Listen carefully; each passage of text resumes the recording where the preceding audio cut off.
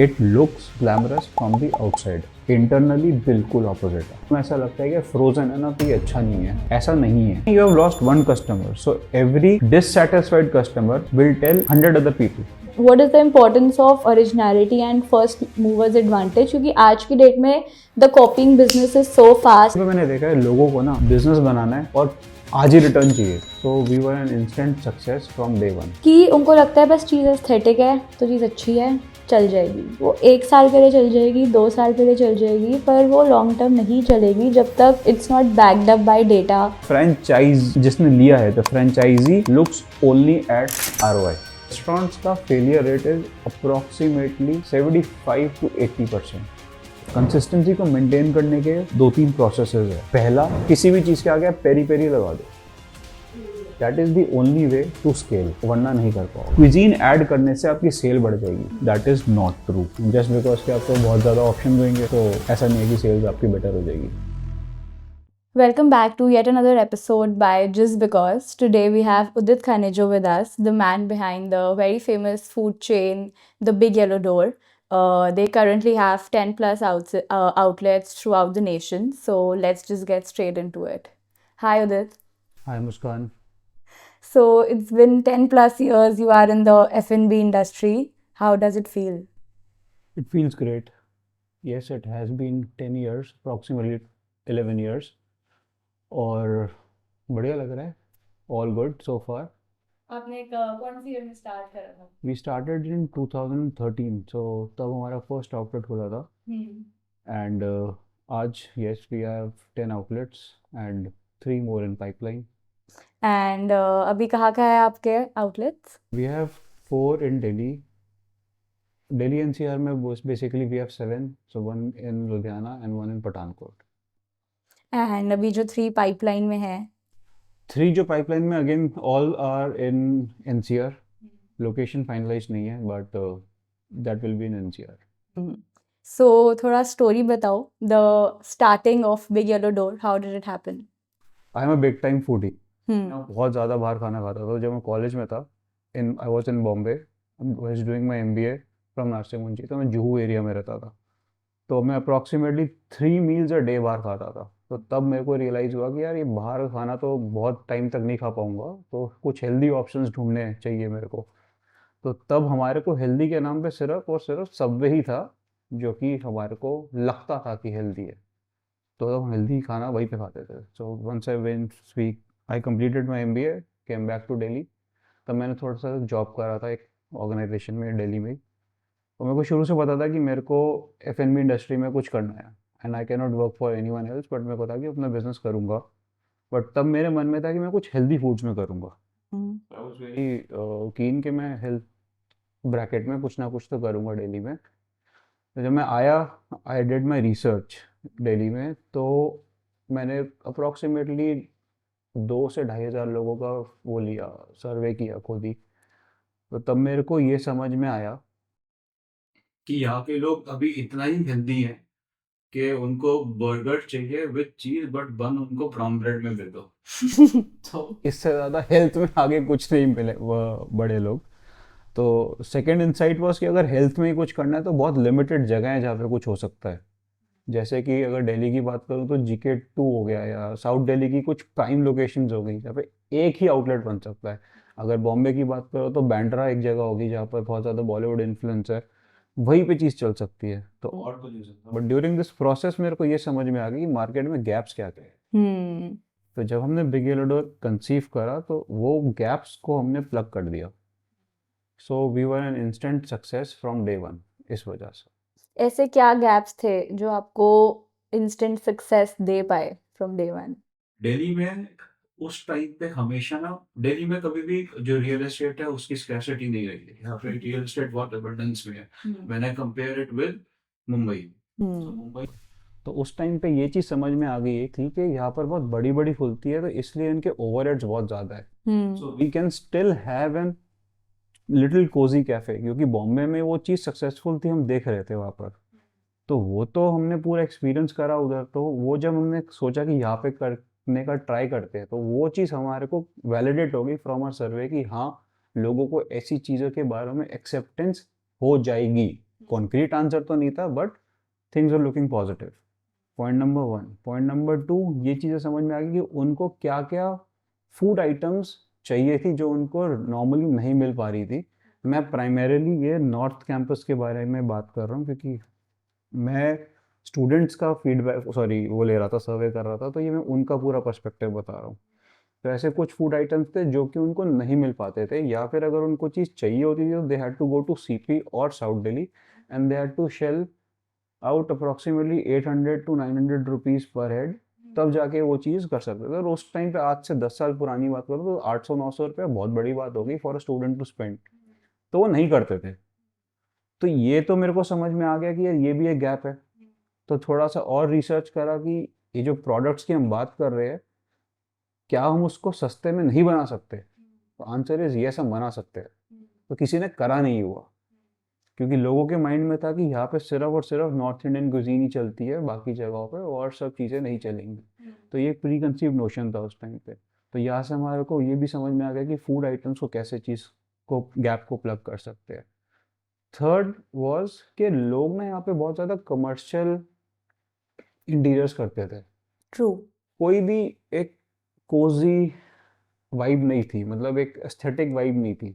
तो हमारे को ये भी समझ में आ गया कि ये एक वाइब भी चीज़ है जो उनको करना है। तो इन सारों का जो एक मिक्स, कि उनको क्या चीज़ चाहिए, किस प्राइस पे चाहिए, साथ में क्या वाइब है होनी चाहिए, ये चीज़ का मेरे को आंसर मिल गया था। So next thing was to find a location.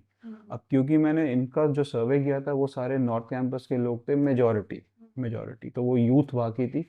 तो मेरे को ये भी समझ में आ गया कि इनके पास नहीं है ये ऑप्शन।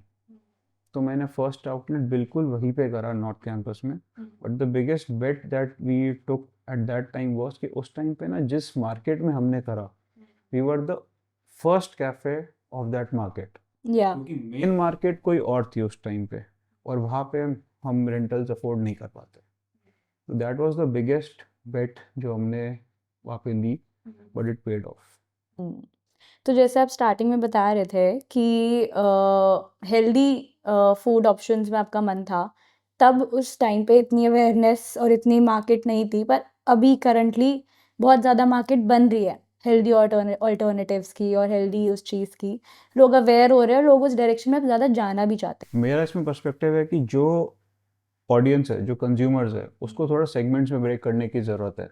आजकल एक ये फैड चल रहा, फैड नहीं बोलूँगा, आजकल ये चल रहा है कि बहुत ज़्यादा लोग हेल्दी चीज़ें को ऑप्ट करने लग गए। यस, वो करने लग गए, but we have to ask a question कि वो ऑप्ट कब करते हैं। सो हमारे को सेगमेंट्स में डिवाइड करने की ज़रूरत है ऑडियंसेस को। एक हमारा ऑडियंस इसमें से ही आएगा, let's say we consider a group of people जो कि गुड़गांव में काम करते हैं, दे आर एफिलेंट, उनके पास let's say husband and wife दोनों ब्रेड अर्नर्स है, they have good pockets, deep pockets, वो काम कर अपना कर सकते हैं, अफोर्ड कर सकते हैं चीज़ों को।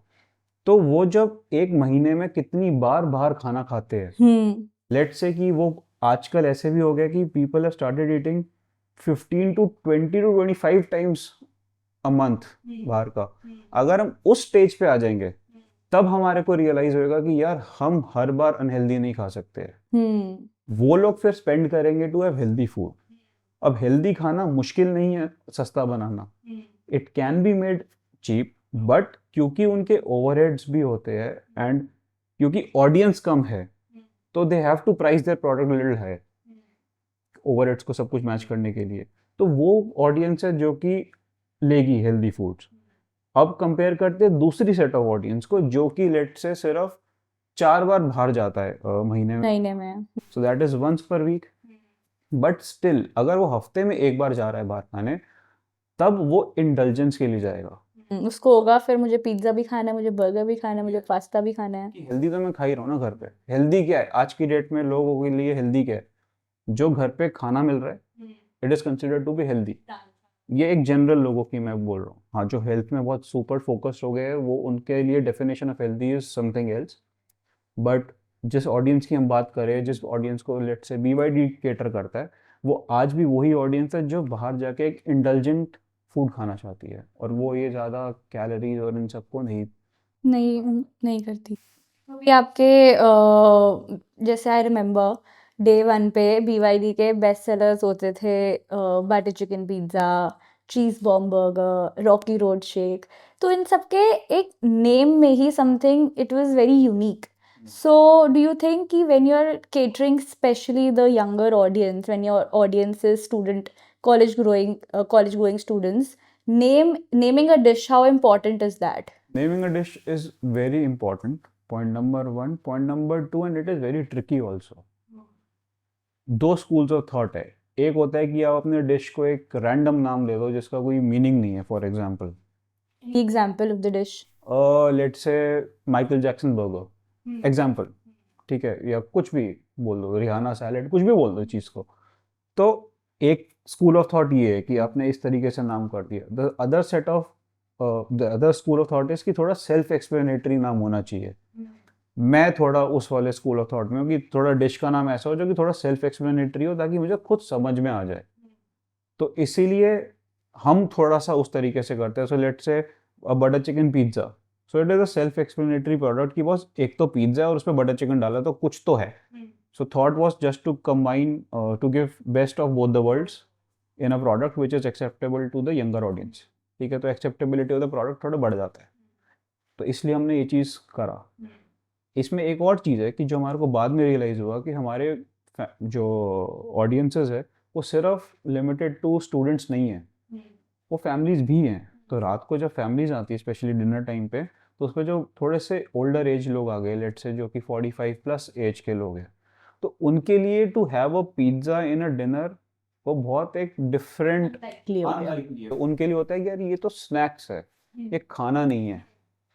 तो उस उनके लिए कि यार बटर चिकन भी है, पिज्ज़ा भी है, तो चल ये वाला ले लेती हूँ मैं. नॉर्थ इंडियन फ्लेवर्स भी मिल रहे हैं हमें या और हमें इटालियन भी मिल रहा है. या सो ये नाम से ही हो पाया, वरना अगर मैं नाम कुछ और करता तो मैंने ये भी देखा कि कई लोग आके बोलते यार ये क्या नाम है, मुझे तो समझ ही नहीं आ रहा. मतलब it happens with me also कि आज भी मैं अगर किसी थोड़े से फैंसी या रेस्टोरेंट में जाके अगर हम मेन्यू पढ़ते तो बहुत बार होता है कि मुझे मेन्यू ही नहीं समझ में आता, बहुत पढ़ना पड़ता है ध्यान से. अब being in this industry for 11 years तो मेरे को फिर भी समझ में आ जाता है, बट जो मेरे साथ जाते हैं उन लोगों को नहीं समझ में आता. मुझे ही नहीं आता. तो मेरे को लगता है कि थोड़ा सा सेल्फ एक्सप्लेनेटरी मेन्यू होना चाहिए, specially the names. I believe so.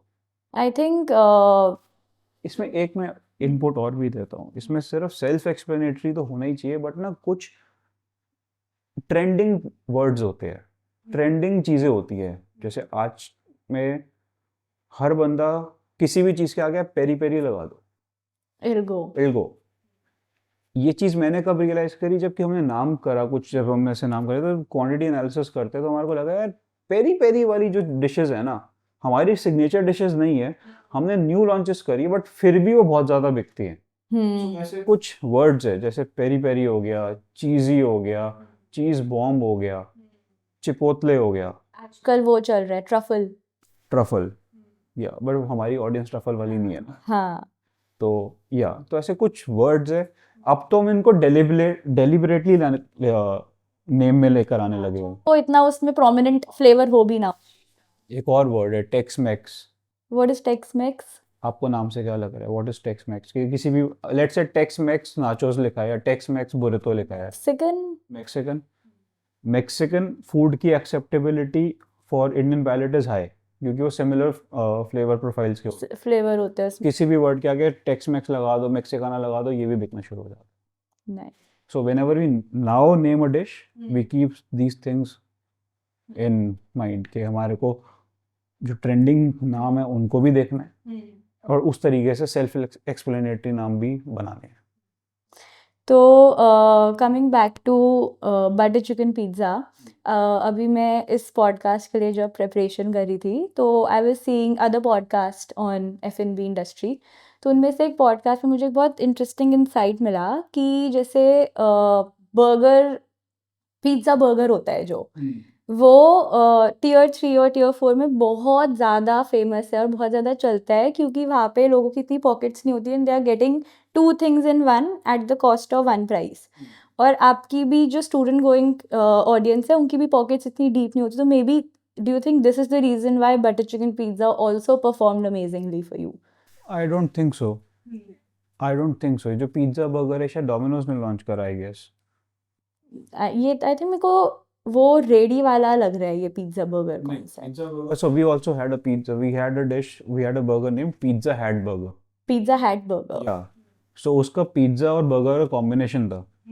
For me, yes, the product was really good. I really liked the product. But unfortunately, हमारी ऑडियंसेस ने एक्सेप्ट नहीं करा उस चीज़ को. But yes, ये insights मैंने भी पढ़ी है अभी, कुछ मैं आर्टिकल पढ़ रहा था.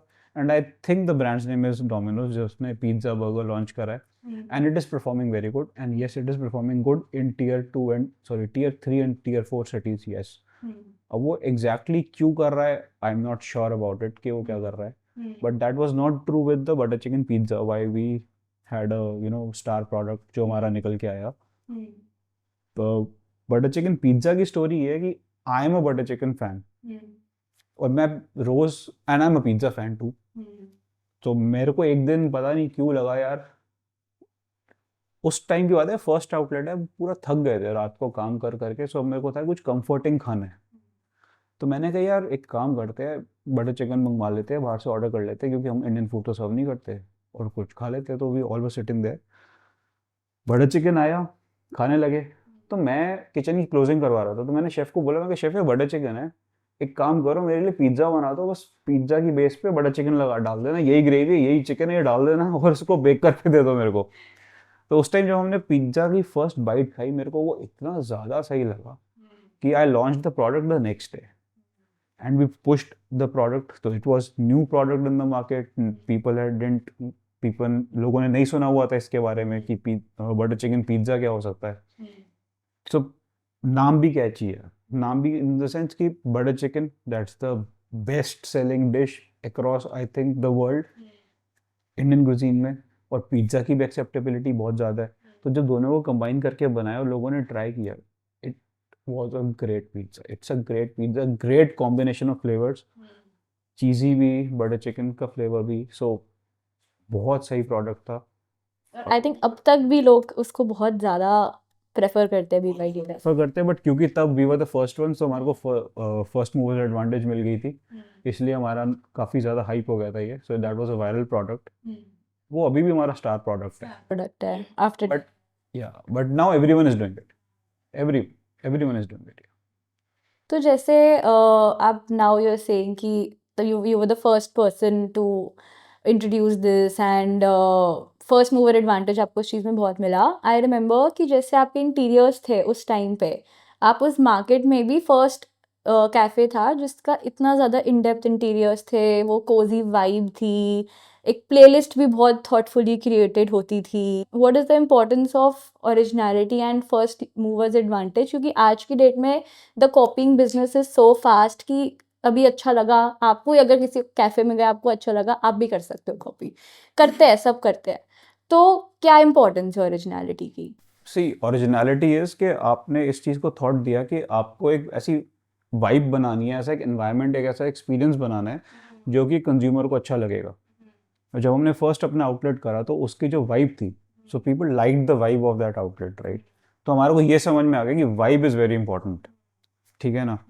अब जब हमने नेक्स्ट आउटलेट्स खोले, हाँ डिज़ाइन लैंग्वेज हमारी सेम रहती है, बट ऐसा नहीं है कि हम सब कुछ सेम ही करते रहते. We also evolve. So you have to evolve. So originality is to accept के बॉस आपको ये एक एक्सपीरियंस प्रोवाइड करना है. And during the course of time ऐसा भी हो सकता है कि अभी सारे BYDs एक थीम पे बनते हैं जो कि हर बार इवॉल्व होती रहती है, बट क्या हम लाइफ लॉन्ग यही चीज़ करते रहेंगे? Answer is no. हम कुछ और भी कर सकते हैं कि तो कर ही रहे हैं. लोगों को अगर कोई और चीज़ अच्छी लगती है तो हम उसमें भी जा सकते हैं. सो इट इज़, जो आप ओरिजिनलिटी बोल रहे हो उसके लिए कि you have to keep evolving. It is not a interior कोई ऐसी चीज़ नहीं जिसको आप पेटेंट कर सकते हो. वो तो है नहीं ना. आज जैसे बोला कि मुझे भी कहीं का अच्छा लगा तो I will also try to incorporate that aspect in my interior. तो वो पेटेंट तो हो नहीं सकता. तो ओनली थिंग इज कि आप उसको इवॉल्व करते रहो. आप मैकडोनल्ड्स का एग्जांपल देखो ना. मैकडोनल्ड्स का एक सेट ऑफ इंटीरियर्स होते थे, then Mac cafe came in, then they realise कि बॉस इंटीरियर्स पे थोड़ा वर्क करना पड़ेगा. अब आप आज की डेट में देख लो, सारे रीवैम्प हो चुके हैं. सारे रीवैम्प हो गए. Domino's is in the process of revamping. They are focusing on dine in more अब. तो ऐसा नहीं है कि आपने ओरिजिनलिटी वो थी, थॉट इज कि आपको अप टू डेट रहना पड़ेगा विद द कंज्यूमर प्रेफरेंसेस। तो ये एनालाइज करना बहुत ज़रूरी है कि आपके कंज्यूमर्स को क्या चीज़ चाहिए। ये और सिर्फ ऐसा भी नहीं है कि हर जगह एस्थेटिक होना ही चीज़ अच्छी चल जाएगी। एक और एग्जांपल देखते हैं। लेट से कोई एक एक कोई बंदा है जो सस्ता ब्रांड बनाना चाहता है किसी भी प्रोडक्ट में। लेट से उसको मोमोज बेचने हैं या उसको चाय बेचनी है। अब अगर वहाँ पे वो इंटीरियर कर देगा फैंसी, तो कंज्यूमर के माइंड में ये आ जाता है ये ना दुकान महंगी होगी। ये रीच के बाहर है। तो सब कुछ ये नहीं कि एस्थेटिक होना चाहिए। कंज्यूमर को क्या चीज़ चाहिए उसके हिसाब से वो चीज़ होनी चाहिए। कंज्यूमर, हमारा विजन और हमारा जो विजन और प्लस प्रोडक्ट्स सब कुछ इन लाइन होना चाहिए, तो ये चीज़ होगी आगे जो सक्सेसफुल होगी। I think what our younger generation is lacking a lot is कि उनको लगता है बस चीज़ एस्थेटिक है तो चीज़ अच्छी है, चल जाएगी।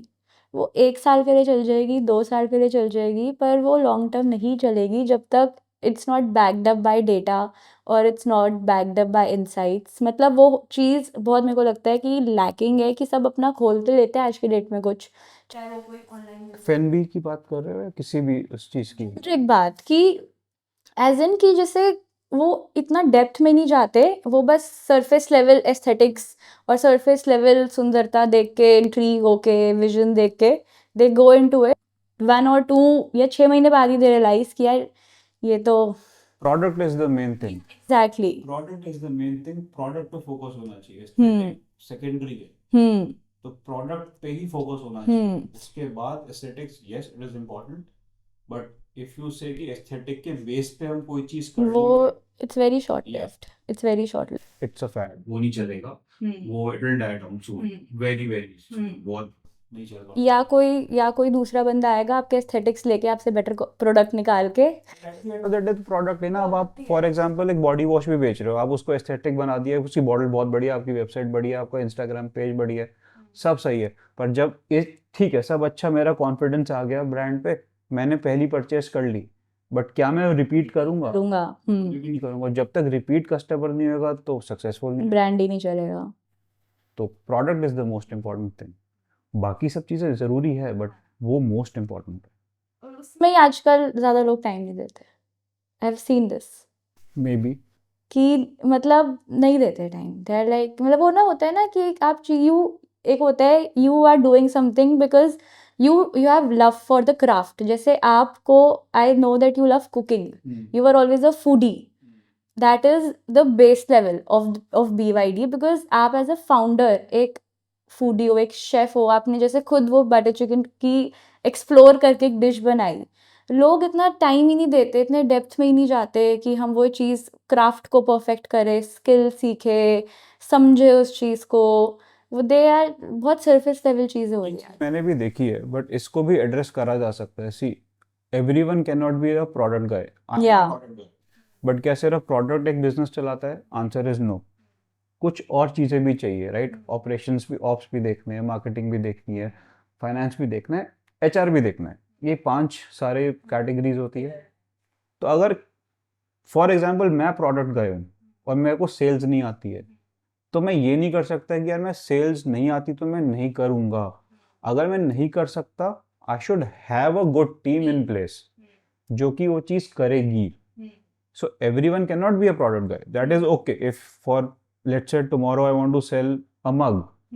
अब मेरे को मग में डिजाइन नहीं आता कि इसको कैसे बनाते हैं, प्रोडक्ट नहीं पता कि बनाना कैसे, अगर अलग शेप बनानी नहीं पता, तो या तो मैं कंसल्ट करूंगा, क्योंकि ऑब्वियसली स्टार्टिंग इंसेप्शन स्टेट पे मैं उसको एक टीम नहीं बना सकता, तो मैं कंसल्टेशन लूंगा। तो वो चीज़ लेना बहुत ज़रूरी है। लोग वो फेल करते हैं जो लगता है कि मैं ही सब कुछ कर लूंगा, या मैं अभी खर्चा नहीं कर सकता, मेरे फाइनेंसेस अलाउ नहीं कर रहे, तो मैं इसीलिए नहीं करूंगा। Then probability of success of that business is very low, I believe.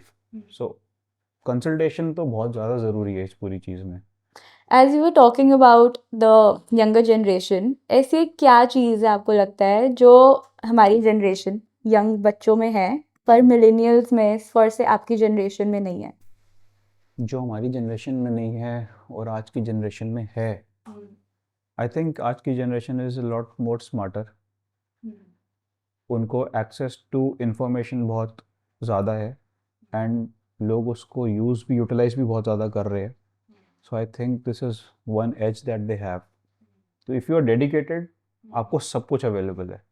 तो you can get things, you can learn about things. So that thing is very easy आज की डेट में. और यही अगर मैं आज से 10 साल 15 साल या पहले की बात करूँ, तो तब तो YouTube क्या था किसी को नहीं पता था. YouTube पे सिर्फ गाने चलते थे. तो तब वो चीज़ नहीं थी. तो I think ease of access towards technology, data, content, सब कुछ, तो उससे बहुत, इफ़ यू आर डेडिकेटेड है ना, तो सब कुछ फ्रीली अवेलेबल है. You don't have to spend anything. Will होनी चाहिए. बिल्कुल होनी चाहिए. मैं प्रोडक्ट गाय हूँ, मैं कोई शेफ नहीं हूँ. मैंने जितना सीखा है मैंने सब यूट्यूब से सीखा है. और एक चीज़ जो हमारे पास, हमारी जनरेशन के पास है, प्रोबेबली हमारे से और पहले, पेशेंस. आज की डेट में मैंने देखा है लोगों को ना बिजनेस बनाना है और आज ही रिटर्न चाहिए, क्विक रिटर्न. कोई भी एम्पायर बनाना हो, कोई भी गुड बिजनेस बनाना हो, sustainable business. yes, it takes a lot of time. If you want to create a brand, it's a journey, it's a process of how many, so many years, 30 40 50 years. आज iconic brands देख लो, कोई भी, Maggi, Nestle, वो देखो कब से कर रहे हैं वो काम, कब से कर रहे हैं. So it's a process, it's a long long process. अब रेस्टोरेंट चेन्स देख लो, गोला सिजलर्स हो गई, कितने टाइम से चल रहा है और अब तक भी चल रहा है. आइकॉनिक ब्रांड है. ब्रांड्स होते हैं. गोला सिजलर जैसे आपने नाम लिया, उससे भी और पुराने लो तो वही भी बहुत, मैं बोलूँगा गुलाटी. गुलाटी ले लो. आई तो डोंट नो कि वो कब से है वहाँ पे, राइट. सो उसने वो ब्रांड बनाया F&B में. और लोग देख लो कि let's say Subway, McDonald's. So it's a journey. ऐसा नहीं है कि उन्होंने खोला और 1 साल या 2 साल 3 साल में बोला कि वो हमारे को 100 आउटलेट 150 आउटलेट करने, ऐसा नहीं हो सकता. सो एंटरप्रेन्योर की मेन जो टेस्ट होता है वो इसकी, वो टफ टाइम्स को कैसे मैनेज करता है, कितने टाइम तक खड़ा रहे. हाँ. तो टफ टाइम्स में उसको सेल करना काफ़ी डिफिकल्ट होता है. तो उधर से that is the true test of the entrepreneur. And उसको पेशेंस होना चाहिए, जो कि आज की जनरेशन में मुझे बहुत मिसिंग लगती है. True. Do you have any gen Z interns at the cafe? बीच बीच में हायर करते हैं हम, या फॉर, कैसे एक्सपीरियंस है? बहुत ज़रूरत होती है हमारे को फॉर मार्केटिंग. अगर इंस्टाग्राम की बात करूँ तो बहुत ज़रूरत है उस केस में, क्योंकि मेरे को इंस्टाग्राम ज़ीरो पर, तो उधर तो बहुत ज़रूरी है ये चीज़. बट यही जेनजीज अगर लेट से हमारे सर्विस स्टाफ में आ जाते हैं तो मेरे को बहुत इश्यूज भी होते हैं. टेम्परामेंट. कुछ ऐसी कुछ बताओ, कुछ फनी स्टोरी या कुछ some incident Funny, you recall with. it is funny and at the same time unacceptable also. एक किसी गेस्ट ने कोई चीज़ बोली और ये हमारे फ्रेंचाइज स्टोर पे हुआ. अच्छा. ठीक है. तो हमने ही स्टाफ पूरा दिया हुआ है वहाँ पे, हमारा ही स्टाफ है. गेस्ट ने कुछ कंप्लेन करी और एट द एंड हमारा जो सर्वर था वही उससे लड़ रहा था. Which is unacceptable, right? That is unacceptable. Very unacceptable. तो अब ये होता है. अब ये प्रॉब्लम यही, अगर वो यंग ना, मे बी, क्यों है, मैं ये नहीं कह रहा कि सारे जेनजीज वैसे होते हैं, बट ये ज़्यादा प्रॉब्लम जेनजीज में देखी है मैंने. वो ना एक्चुअली ये नहीं समझ पाते कि जो वो एक्शन कर रहे हैं उसका लॉन्ग टर्म में वो इफेक्ट क्यों आएगा. कर तो देते, जैसे उसने बहस कर ली क्लाइंट से, वो बहस करके चला गया, पर कि वो रिपीट कस्टमर नहीं बने. या you have lost one customer. या वो नहीं समझेगा वो. और ऐसा नहीं, you have lost one customer, so every dissatisfied customer will tell 100 other people कि बॉस यहाँ तो मत जाना, यहाँ पे ऐसा हुआ था. एंड ऑन द कॉन्ट्ररी, अगर कोई हैप्पी कस्टमर होगा, ही विल टेल 4-5 पीपल कि यहाँ तो जाना. So negative is catastrophic. आजकल इतना सोशल मीडिया बढ़ रहा है तो वर्ड ऑफ माउथ अभी भी इतना ज़्यादा पावर होल्ड करता है.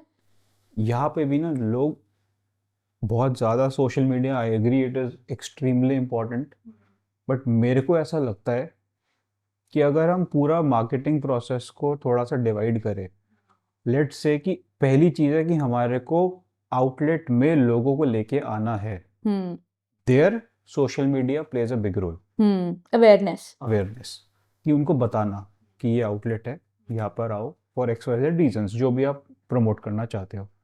Second, if you want to make that customer to a repeat customer, then उस पे हमारे को बहुत ज़्यादा अलग अलग चीज़ों पे फोकस करना पड़ता है कि पूरी हॉस्पिटैलिटी कैसी है, पूरा एक्सपीरियंस कैसा है. प्रोडक्ट अच्छा होने से बंदा रिपीट नहीं होएगा, ज़रूरी नहीं है. सिर्फ सर्विस अच्छे होने से नहीं होएगा. They are looking for a overall experience, जो हॉस्पिटैलिटी हम जिसको बोलते हैं. तो सर्विस में क्या है, वो तो मैकडोनल्ड्स भी दे रहा है service. When you make a conversation with a client, it can be any random conversation, you थोड़ा पर्सनल लेवल पे उनसे कनेक्ट करो, serve them food, take care of them, अच्छे से उनको करो, मतलब पूरा बातचीत करो. तो that makes a lot of difference. And वहाँ से जो वर्ड ऑफ माउथ जाएगा वो बहुत ज़्यादा इम्पोर्टेंट है. मैंने ये भी देखा है कि आजकल लोग इस वाले एस्पेक्ट पे बहुत कम ध्यान देते हैं और सोशल मीडिया पे ही ध्यान देते हैं. तो social media is very important, but वो ज़्यादा इंपॉर्टेंट है मेरे हिसाब से, क्योंकि जो आपका एक्चुअल धंधा बन रहा है वो आपका रिपीट कस्टमर से बन रहा है. कोई अभी अगर ये बिगनर देख रहा है episode, who wants to go in the F&B direction, what do you suggest? Should they go through a franchise route or should they open an independent brand? इससे एक स्टेप और पीछे चलते हैं कि लोग ने सोच लिया कि हमारे को F&B में कुछ तो करना है, चाहे कैफ़े खोलना है, चाहे रेस्टोरेंट खोलना है, चाहे नाइट क्लब खोलना है, what ever. So people like the facade of the things. उनको लगता है बहुत ग्लैमरस है ये इंडस्ट्री, कि मेरा एक कैफ़े होएगा या मेरा नाइट क्लब होगा, I will throw good parties and बढ़िया एकदम सब कुछ रहेगा. तो ये एक ऐसा ऑरा है जिसकी वजह से majority of the people want to come into this industry. It looks glamorous from the outside, internally बिल्कुल ऑपोजिट है. अगर आपको दिन के 16 से 18 घंटे काम करने के लिए ओके हो, then you should come into this industry. It is not glamorous. क्योंकि जब आप देख रहे हो जिस चीज को आप ग्लैमरस टर्म कर रहे हो, आप एक टैग दे रहे हो ग्लैमरस चीज को, you have to understand कि बॉस वो चीज चलते हुए कई साल हो गए होंगे, उनके प्रोसेसेस ऑटोमेट हो गए होंगे, वो एक ऑटो मोड पे आ चुका होगा. Now that thing is a process driven thing. Systems follow कर रहे हो, सिस्टम्स इन प्लेस होंगे हर चीज के. तो वहाँ पे वो लग रहा होगा कि वो जो फाउंडर है वो थोड़ा सा रिलैक्स्ड है, बट स्टार्टिंग में ऐसा नहीं होता. तो आपको सिस्टम्स बनाने में, प्रोसेसेस बनाने में टाइम लगेगा, and that is true with any other business. तो वो जो ग्लैमरस वाली फीलिंग है, ऐसा कुछ नहीं है, पूरा ऑपोजिट है. एंड इसी वजह से लोग बहुत ज़्यादा फेल भी होते हैं. रेस्टोरेंट्स का failure rate is approximately 75 to 80% in India. across the world. It is the highest failure rate of any industry. I think इसको करने के 3 तरीके हैं. अगर किसी ने सोच ही लिया कि उसको F&B में कुछ करना है, सो पहले तो उसको मार्केट में गैप एनालाइज करना पड़ेगा. एंड गैप एनालाइज करने के बाद उसको देखना पड़ेगा कि बॉस अगर मेरे को इसमें कुछ ना कुछ बिजनेस बनाना है, there has to be story towards it, behind it, to back the brand. ठीक है. अब अगर उसका प्रायर एक्सपीरियंस नहीं है, अगर वो किसी ब्रांड की फ्रेंचाइज लेता है, then he has to invest something. पैसा तो तब भी लगेगा.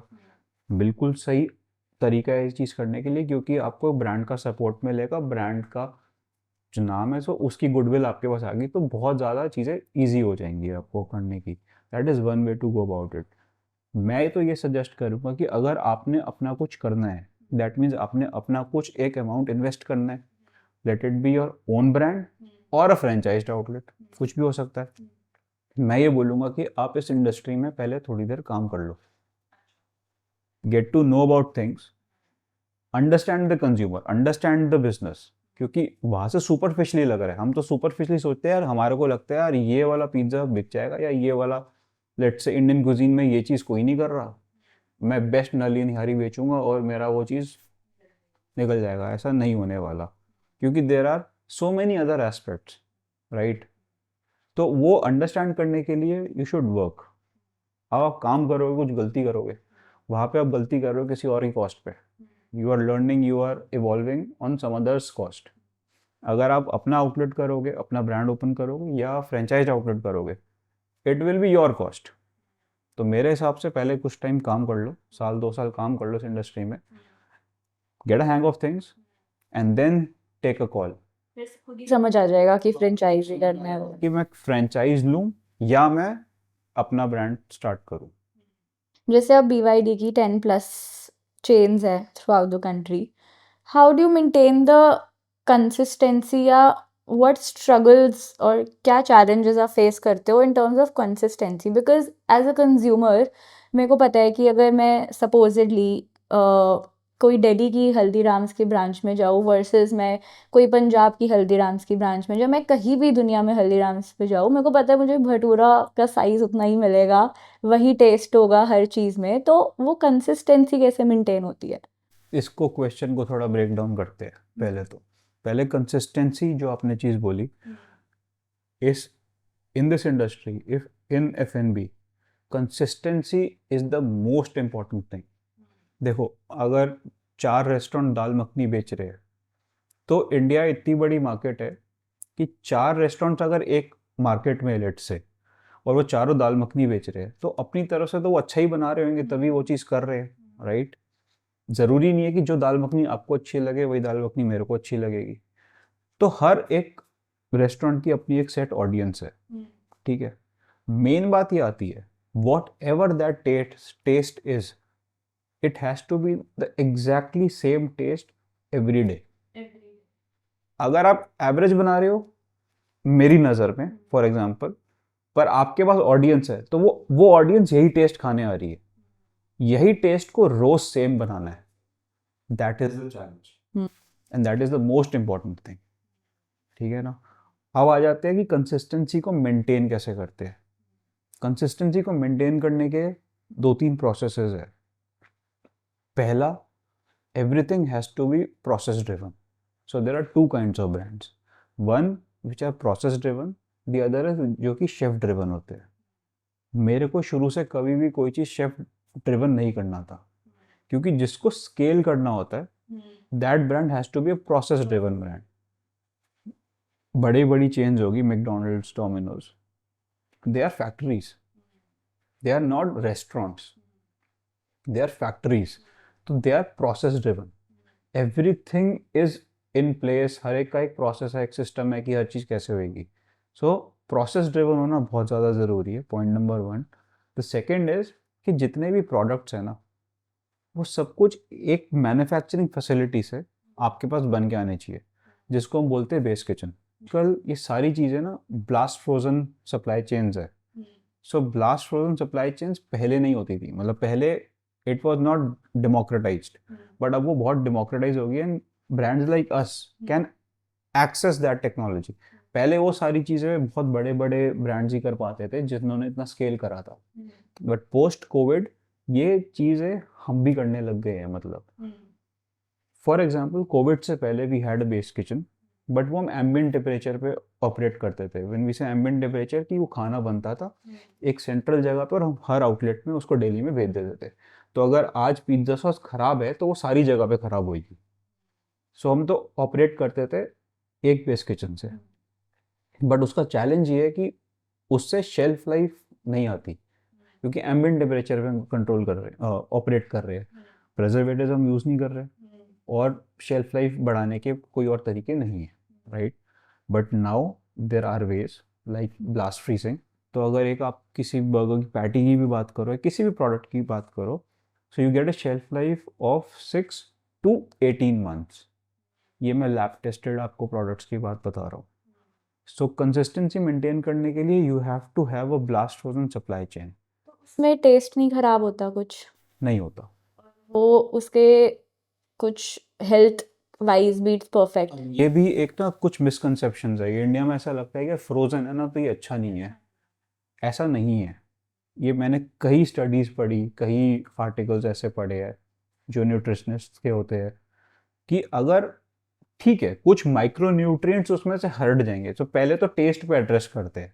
एक फ्रेश प्रोडक्ट का टेस्ट उसको तो आप मैच नहीं कर सकते इससे, ठीक है। बट आप मैकडॉनल्ड्स पे बर्गर खाते हो तो आपको क्या उसका बर्गर अच्छा लगता है? नहीं लगता। तो अच्छा लगता है तो वो ब्लास्ट फ्रोजन है। आपको कभी फ्रेशनेस की कमी लगी? नहीं लगी, राइट। तो नहीं होता वो। इनफैक्ट ब्लास्ट फ्रीजिंग से जब हम प्रोसेस को ठीक से फॉलो करते हैं तो उसकी फ्रेशनेस काफ़ी हद तक मेंटेन रहती है। आज की डेट में अगर मैक्रोज है आपके पास वो सारे के सारे, तो कोई प्रॉब्लम नहीं है उस चीज़ में। माइक्रो न्यूट्रिएंट्स तो ऐड हो जाते हैं। Add in the sense you squeeze a lime, will get vitamin C. और अगर इसको डीप डाइव करें हम, तो प्रोडक्ट्स को तो आपने ब्लास्ट फ्रीज कर दिया, अब वो आपके आउटलेट पे चले गए। Now you put some masalas also, right, in a dish. उसको भी स्टैंडर्डाइज करा जा सकता है। You can have pre mixes. So that comes under process driven, कि हर चीज को इतना माइक्रो लेवल पे डिवाइड कर दो, उसको बाइफरकेट कर दो कि हर एक चीज का प्रोसेस बना दो। That is the only way to scale. वो नहीं, वरना नहीं कर पाओगे यार। कि 2 ग्राम अगर ये जाना है, 3 ग्राम ये जाना है, तो शेफ तो उस टाइम पे डाल नहीं सकता ना। उसको बोलो कि यार 2 ग्राम नमक डाल दियो, 3 ग्राम ये डाल दियो, 4 ग्राम ये डाल दियो। ह्यूमनली पॉसिबल नहीं it's not, just not possible. So हमने उसको प्रीमिक्स बनाया हुआ है। वी हैव अ वेइंग, एक स्पून है हमारा, स्टैंडर्ड स्पून, कि जितना भी ग्राम हमने डालना है, अब चाहे वो स्पून हमारे को बनवाना पड़े उतने ग्राम का, हो सकता, जरूरी नहीं है ना कि वो मेजरिंग स्पून आपको मार्केट में मिले हैं। वो तो स्टैंडर्ड में मिल रहा है, या तो 5 ml मिलेगा, 15 मिलेगा, या 30 मिलेगा, ऐसे चलेगा वो तो। अब अगर आपको लेट से 53 ग्राम्स का कुछ बनवाना है, तो डालना है आपका, वो मेजर है, तो हमने वो चीज़ फैब्रिकेट करवा ली कि एक जो बंदा है जो कि रेंज पे खड़ा होकर पास्ता बना रहा है, एक वो एम्प्लॉय को ज़्यादा सोचना नहीं है। उसको ये पास्ता डाल दिया, ये सॉस डाल दी, ये मसाला मैंने डाल दिया, that's it. So by this anyone can make a pasta. उसमें टेस्ट में कंसिस्टेंसी मेंटेन रहेगी। If you want to grow, this is the only way to grow. As you were talking about franchisees, क्या ऐसे 3 disclaimers है जो आप franchisors का, अगर कोई फ्रेंचाइजिंग बिजनेस में घुस रहा है, from a POV of a franchisor, क्या देना चाहोगे? सी, फ्रेंचाइजिंग ना बहुत ज़्यादा ल्यूक्रेटिव लगता है if you want to grow your brand. Now franchising can be done on different models. So there are different models towards franchising. One is franchise owned company operated stores. The other is franchise owned franchise operated stores. और एक दो और models होते हैं, let's say franchise invested company operated stores. तो इनको हम बोलते हैं FOFO, FOCO and FICO models. So FOFO model को पहले डिस्कस करते हैं। इट इज़ के किसी ने, लेट्स से कि एक एक्स बंदे ने BYD का फ्रेंचाइज लिया, फोफो मॉडल है। If you are following the franchise operated model, so the brand will give an SOP guide कि बॉस ये आपकी बाइबल है, you have to operate according to the standards, ठीक है। But that doesn't happen. In this case, the brand loses control over the operations of that franchised outlet. जैसे आपका अगर franchise कोई लुधियाना में है सपोजिटली, तो you won't have the control over that branch इतना ज़्यादा। SOPs Operations उनके हाथ में है ना, ऑपरेशंस तो आपके हाथ में नहीं है। अगर फ्रेंचाइज ऑपरेट कर रहा है स्टोर, तो वो तो अपने हिसाब से करेगा, आपसे कर रहा है, अपने हिसाब से चलाएगा। फ्रेंचाइज जिसने लिया है, तो franchise looks only at ROI. That is the only thing जिसको वो ध्यान देता है।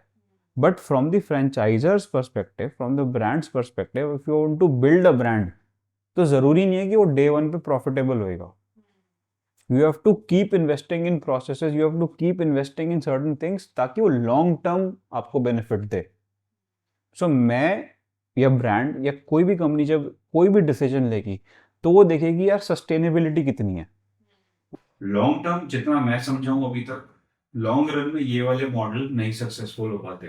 इससे ब्रांड की इमेज खराब हो जाती है। क्योंकि अब जब मैं लोगों से बात करता हूँ, जैसे we are, so BYD currently is in the process of raising funds, ठीक है। तो किसी भी जब लोगों से, इन्वेस्टर से बात करो, तो everyone has the same thing के बॉस फोफो मॉडल्स तो नहीं चल सकते। नहीं चल सकते। और भी जितने भी हमारे और भी मेरे जो फ्रेंड्स हैं जिनके ऐसे ब्रांड्स हैं जिन्होंने फ्रेंचाइजिंग में करा हुआ है, सो फोफो मॉडल्स लॉन्ग टर्म नहीं successful, point number 1। The other is कोई भी ऐसा मॉडल फॉलो कर लो जिसमें कंपनी ऑपरेट कर रही है, that is a long term thing. Take an example of Zudio. तो ज़ूडियो फ्रेंचाइज करता है बट ऑपरेशंस कंपनी ही रन कर रही है, टाटा ही रन करता है उसको, और कोई नहीं करता। तो आपको अगर फ्रेंचाइज लेना है तो आपने इन्वेस्ट करा उसमें, सो असेट्स सारे आपके, मतलब interior and everything is yours. जो भी सेल होती है वो टाटा के पास जाती है, now Tata pays you a royalty. So this is a FICO model. So models like these are successful. Third wave coffee, name any brand, जो भी लॉन्ग टर्म देख रहा होगा वो यही मॉडल करेगा। तो इसमें at the end who makes more money, franchisor और franchisee? If the business is good then obviously franchisor, क्योंकि फ्रेंचाइजर के पास तो कोई लिमिट नहीं है ना कि वो तो कितने भी स्टोर कर सकता बोले है। फ्रेंचाइजी तो एक ही होएगा, वो एक की जगह 2 कर लेगा, 3 कर लेगा, 4 कर लेगा, जो उसकी कैपेसिटी में होगा। बट जब ब्रांड लेवल पे देखो तो बहुत ज़्यादा हो जाएंगे। तो coming to Swiggy and Zomato, क्या आपने शिफ्ट देखा है इन टर्म्स ऑफ रेवेन्यू और इन terms of revenue? People have started ordering online बहुत ज़्यादा। पहले जो भी फ्रीक्वेंसी होती थी अब से उनकी बहुत ज़्यादा हो गई है, because of the convenience. They are damn convenient, ठीक है। People get a lot of offers on Swiggy and Zomato. India is a price sensitive market, जो मर्जी कर लो, लोगों को तो डिस्काउंट चाहिए। आप सब्जी भी लेने जाओ तो सब्जी वाले से भी जब तक नेगोशिएट करके 10 रुपये भी का डिस्काउंट नहीं मिलेगा तो मज़ा नहीं आता। हाँ, तो वो वाला सीन पूरा इस पे भी है। जोमेटो स्विगी जब से ज़्यादा एक्टिव हुए हैं, यस ऑनलाइन डिलीवरीज में हम रेवेन्यू बढ़ा है, no doubts about it, but it is very difficult to make money on online deliveries. Why? Online business में मनी बनाना बहुत डिफिकल्ट है। अगर कोई हाइब्रिड मॉडल है, लेट से एक रेस्टोरेंट है जो कि अपने ओवरहेड्स पूरे के पूरे कवर कर रहा है from dine in, let say, then delivery business is lucrative, क्योंकि डिलीवरी में जाओगे तो they take a lot of share ना, वो अपना शेयर लेंगे, देन उस बिजनेस को प्रमोट करने के लिए भी आपको पैसा डालना पड़ता है। तो उसमें हम बाद में बात करते हैं क्या कहाँ पैसा डालना पड़ता है उस चीज़ पे। सो वहाँ पे मनी वही बना सकता है जो ओवरहेड्स पहले से कवर अप करके चल रहा हो।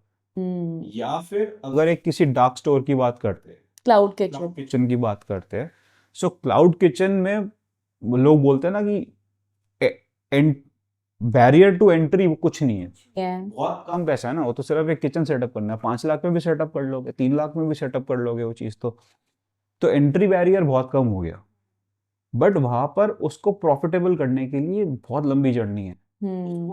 क्वांटम ऑफ सेल्स चाहिए, वो बहुत ज्यादा चाहिए, मासी से नंबर ऑफ सेल्स चाहिए, बहुत ज्यादा नंबर चाहिए, क्योंकि स्विगी एंड जोमेटो अपनी कमीशंस लेंगे and they are extremely high आजकल। सो 30% के अराउंड, तो 33% इंक्लूडिंग जीएसटी तो स्विगी एंड जोमेटो ही ले लेते हैं। उसके बाद ऑनलाइन डिलीवरी प्लेटफॉर्म्स पे you have to pump money in 2 ways. One, you have to make your brand visible, so you have to pay them for advertising your brand, तो आप ताकि ऊपर आने के लिए। तो अब ऊपर तो दिख गए, ठीक है। नाउ क्योंकि इंडिया बहुत ज़्यादा प्राइस सेंसिटिव है, point number 1। Point number 2, Swiggy Zomato में बहुत ज़्यादा एक आदत डलवा दी लोगों ने, because they were burning money पहले, काफ़ी टाइम पहले तक बहुत ज़्यादा डिस्काउंटिंग वो लोग करते थे, करने पड़ते, तो लोगों को आदत पड़ गई है इस चीज़ की। So for the consumer to click your restaurant and make them order, you have to give them lucrative offers, तो डिस्काउंटिंग। तो 2 जगह पे आपने पैसा इन्फ्यूज और करा to actually convert a cell.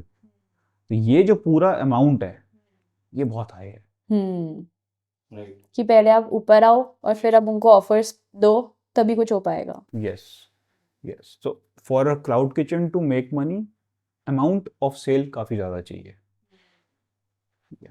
बाकी रेस्टोरेंट्स में इट्स स्टिल इजियर।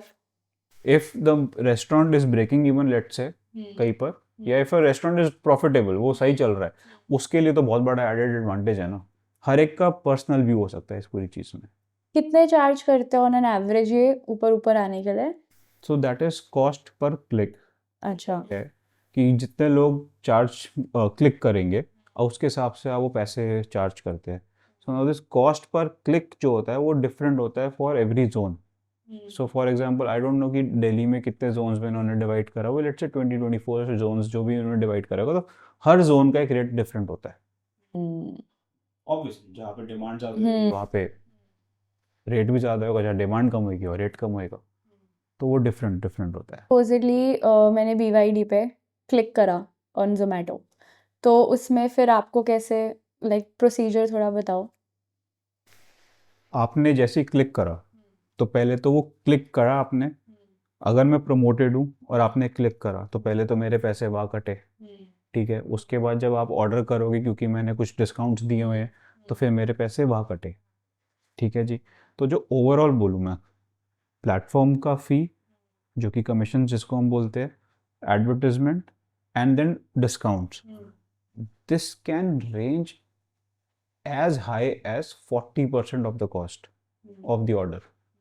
तो अगर एक स्टैंडर्ड ऑर्डर का देख लो, इंडस्ट्री में देख लो, लोग 30% फूड कॉस्ट के करीब करीब पे ऑपरेट करते हैं। Cost is the raw material cost of the product. Let's say कि मैं कोई बर्गर बेचना है, 100 रुपये का अगर बर्गर बेचता हूँ, 30 रुपये तो मेरा इसी में जाता है, इसी में जाता है, खाने के रॉ मटेरियल में चला गया। बाकी जो हम बिजनेस जो कमीशन जो सारी बात करें, that can be as high as 40%। 40%। तो 30 उसमें चला गया, 40 इसमें चला गया, 30 बचा। 30 बचा। अब 30 में से आपको सारे अपने ओवरहेड्स भी निकालने हैं।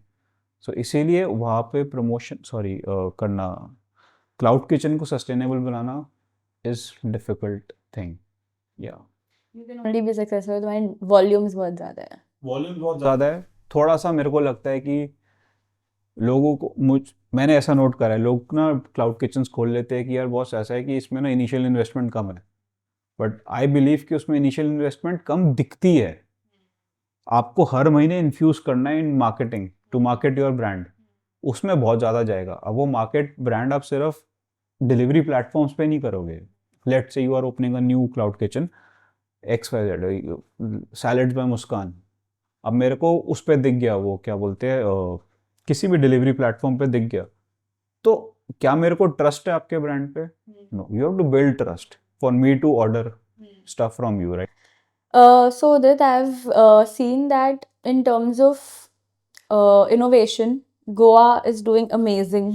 वहाँ पे इतने अच्छे अच्छे कैफेज खुल रहे हैं in terms of holistic approach, जैसे आप कह रहे थे, pricing, ambience, interiors, location, menu, हर चीज़, मतलब गोवा में भी बॉम्बे में भी दोनों जगह। पर दिल्ली में पता नहीं, मुझे फिर थोड़ी सी लैक लगता है उस चीज़ का कि Delhi still lacking a little in terms of innovation. So, do you think the same? No, I don't think the same about this. Goa में ऑफ लेट अगर आप थोड़ा सा एनालाइज करोगे क्या हुआ है, so the price of hotels have gone up. जिस तरह के फूड ब्रांड्स वहाँ पे F&B में आ रहे हैं, price of food has gone extra ordinarily high, ठीक है। The third thing is the price of flights, stay, travel, food, तीन चीज वहाँ पे महंगी हो गई। सो जो बड़ा क्लियर है कि वो किस ऑडियंस को टारगेट कर रहे हैं, और ये भी क्लियर है कि कौन सी ऑडियंस वहाँ पे जा रही है। तो अगर एफिलेंट लोग जा रहे हैं, those who have deep pockets, ठीक है। अब अगर डेली कंपेयर करते हो, लेट्स से कि वो एफिलेंट में हम बोलते हैं कि एक्स नंबर ऑफ लोग है, बट गोवा में तो हर वीकेंड क्राउड है।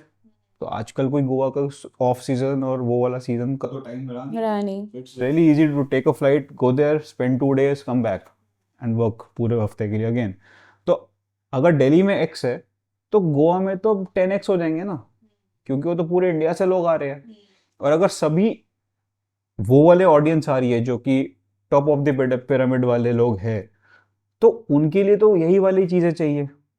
अब क्योंकि पहले वहाँ पे गोवा में इस टाइप के कोई ब्रांड्स थे ही नहीं, तो अब वो एबंडेंस में हो रहे हैं, अब वो बहुत ज़्यादा हो रहे हैं।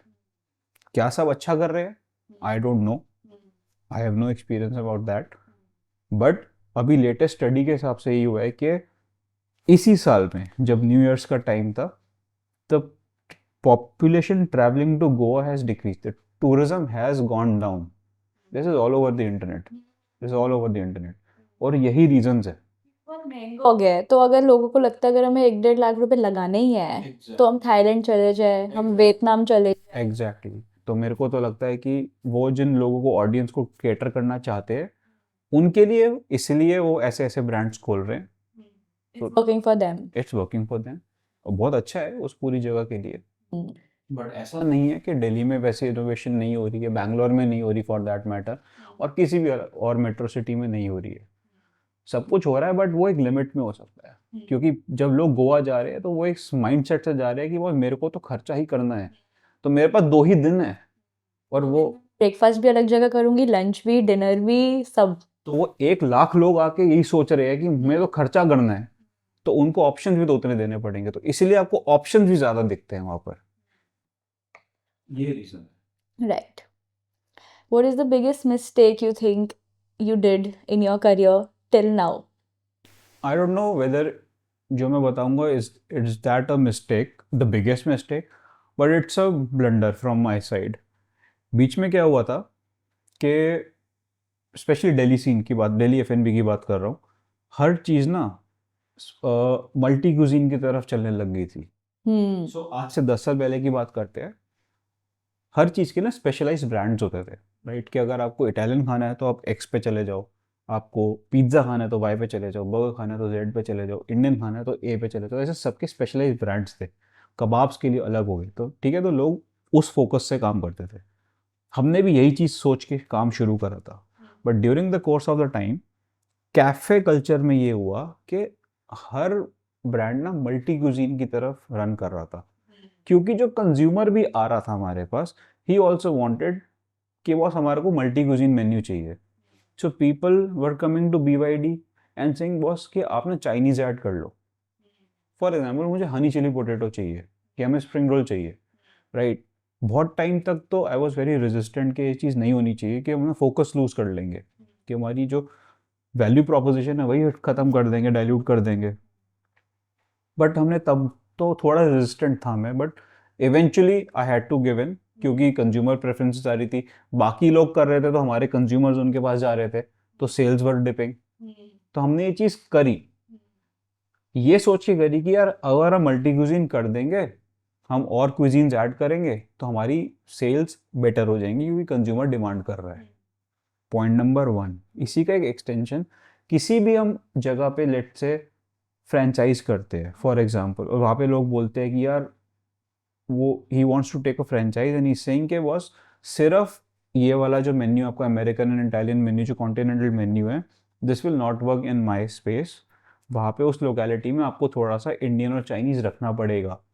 सो पीपल बिलीव, मेरे से भी ये गलती हुई कि क्विजीन ऐड करने से आपकी सेल बढ़ जाएगी. That is not true. That is not true. You talk to anyone, आज की डेट में मार्केट में जाके लोगों से बात करो, एंटरप्रेन्योर से बात करो, या जनरल जो भी बंदा एफएनबी में कुछ भी करना चाहता है, हर बंदा ये बोलेगा कि यार आप ना मल्टी क्विजीन कर लो, आप थोड़े क्विजीन्स ऐड कर लो, इट वर्क, आपकी सेल्स बेटर हो जाएंगी, acceptability of the brand better हो जाएगा. Answer is no. Answer is no. Multi cuisines काम करता है कुछ स्पेसिफिक ब्रांड्स के लिए. जैसे फॉर एग्जांपल कोई अल्कोहल ड्रिवन ब्रांड, कोई नाइट क्लब है, कोई पब है, वो अल्कोहल ड्रिवन ब्रांड एक वाइब पे चलता है, उसका USP is vibe, he is selling is vibe, so that is driven by alcohol. Food takes a back seat. और वहां पे नहीं आप कह सकते कि मेरे को सिर्फ पिज्जा ही बेचना है, या मैं सिर्फ ही कुलचा बेचूंगा फॉर एग्जांपल. वहां पे you ought to have a multi cuisine menu. But जो बंदा बाहर खाना खाने जा रहा है, आज लेट से मैं आपको बोलता हूँ कि मुस्कान आपकी फेवरेट पिज्जा प्लेस कौन सी है, नेम एनीवन. लियोस. ठीक है, आप लियोस पे जाके दाल मखनी खाओगे? नहीं खाओगे. आप हल्दीराम पे जाके पिज्जा खाओगे? नहीं खाओगे. So you have to be a specialist. आपकी स्पेशलाइजेशन होनी चाहिए किसी एक चीज़ में, जिसकी वजह से लोग आपको बोले कि हाँ, कि मेरे को, it's like pizza, what is the first brand that comes into your mind? Let's say Leos, बहुत लोगों के लिए डोमिनोज आ रहा होगा। तो डोमिनोज के पास तो प्रोसेस में या किचन में कोई ऐसी प्रॉब्लम नहीं है ना, वो तो बर्गर वो भी लॉन्च कर सकता है, उसने करा ही ना पिज्जा बर्गर जो करा। बट पॉइंट इज, क्या वो पूरी बर्गर इसी रेंज का भी निकालेगा? Answer is no. और आज की डेट में वो कल्चर फिर से वापस आ रहा है, तो कंज्यूमर ट्रेंड्स चेंज। अब जो मल्टी क्यूजीन का हो गया वो ठीक है, अल्कोहल ड्रिवन प्लेसेस में यस मल्टी क्यूजीन्स वर्क। आप अगर किसी उसमें जाओगे, let's say going out with the family, और हम बोलते हैं किसी मल्टी क्यूजीन रेस्टोरेंट में जाते हैं, तो that is not a multi cuisine restaurant. वो प्राइमरीली इंडियन और चाइनीज ही बेच रहा होता है, कॉन्टिनेंटली 2-3 डिश बेच रहा होता है, वो ग्लोबल क्यूजीन नहीं बेच रहा होता। ठीक है, तो मेन्यू बहुत बड़ा करने से कुछ नहीं होता, फोकस बढ़ाने से, लेजर शार्प फोकस होना चाहिए on a very short menu, that thing works. So ये चीज़ मैंने गलती करी थी, अब जिसको हम ठीक कर रहे हैं, बट अब वो ग्रेजुअली ठीक होएगी उस चीज़ पे। एंड अगर हमारे यहाँ पे पिज्ज़ा के 15 वेरिएंट है, तो 15 बिकते हैं, मेरा डेटा बोलता है कि मेरा एक ही पिज्ज़ा बिकता है, तो 15 क्यों है menu, right? So shorter the menu, it increases focus दोनों तरह से।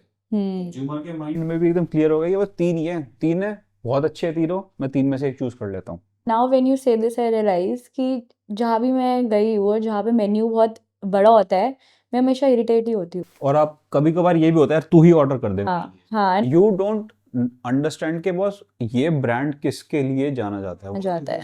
इट्स यूएसपी वन, कि आपको पता है कि आप क्यों आए हो वहाँ पर, right? But there can be chances कि आपको नहीं पता आप क्यों आए हो, क्योंकि हो सकता है पहली बार जा रहे हो, कि आप किसी और सिटी में गए हो, ठीक है, it's a top rated restaurant for example, आपने रिव्यूज नहीं पढ़े, आपने नहीं पढ़ा, आपने बस रेटिंग देखी, बढ़िया, हमें चला गया, और वहाँ जाके मेन्यू अगर इतना मोटा है तो हमें नहीं पता कि वो क्या चीज़ कर रहा है।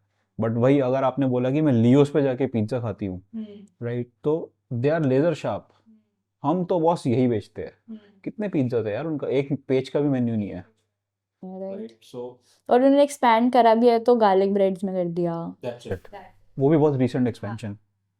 सो दे वही 2 तरह के उनके सैलेड है, 8-10 तरह के पिज्जा है, that's it. I personally like that. Me too. जैसे एक बार मैं कहीं ब्रेकफास्ट जब प्लेस पे गई थी, उनके मेन्यू में बस 6 चीज़ें थी, और वो मैं उसमें से मैंने 2 चीज़ें ऑर्डर करी और वो मेरी लाइफ का बेस्ट ब्रेकफास्ट था। यही होता है, lesser the options better is the focus, better are the sales. ये तो खैर एक स्टडी से मुझे नहीं पता था, so that's a very good insight, consumer insight, बहुत अच्छी है चीज़ कि lesser the options better are the sales. या एंड जस्ट बिकॉज कि आपके बहुत ज़्यादा ऑप्शन होंगे तो ऐसा नहीं है कि सेल्स आपकी बेटर हो जाएगी। Thank you so much, Udit. I love to wrap up this whole conversation. I think this podcast is a playbook for anyone who wants to enter into this industry. And just one last question. We do this with every guest. So, what is the best piece of advice you have ever received? Just keep doing. Failures will come, but just keep doing it. Whatever your vision is, बस करते रहो. Eventually you'll reach where you want to reach. Consistency. Perseverance. Consistency तो नहीं, लगे रहो. You know. Trouble times आएंगे but लगे रहो. Yeah. And to build again, to build a brand, कोई 10 साल में नहीं बनने वाला. लग जाएंगे 50 साल, but लगे रहो.